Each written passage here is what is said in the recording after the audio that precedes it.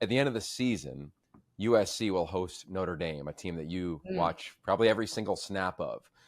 Curious your take on Notre Dame as we're beginning to really have like some playoff conversation. The rankings are only a week and a half or 2 weeks away from really coming to fruition.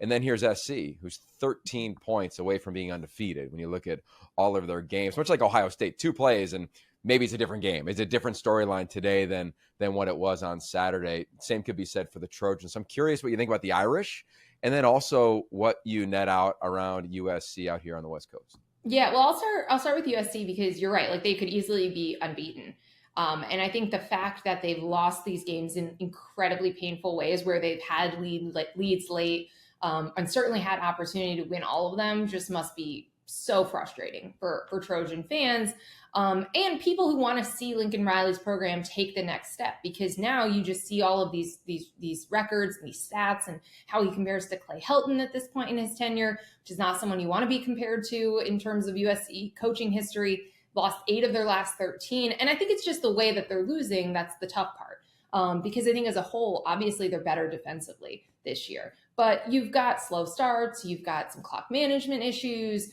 concerns about like the line play against some of these Big Ten teams.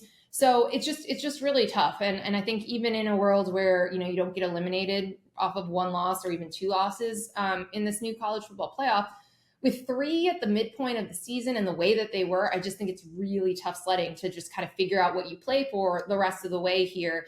I think Notre Dame has gotten a lot better. They've had some really brutal injury luck, and particularly a couple key defensive players. So that could absolutely impact how they go the rest of the season.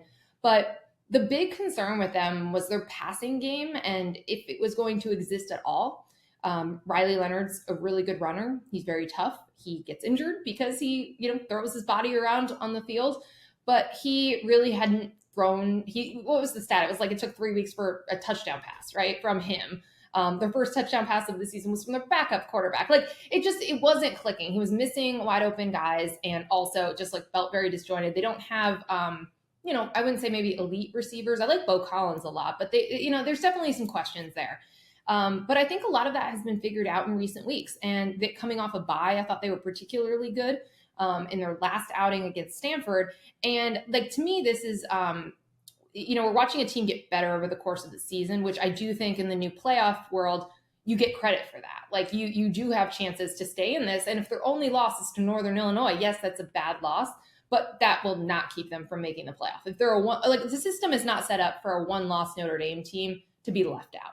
And especially if you're able to show the offensive growth that we've seen from them. And also the committee would know Riley Leonard was injured, missed all of spring football.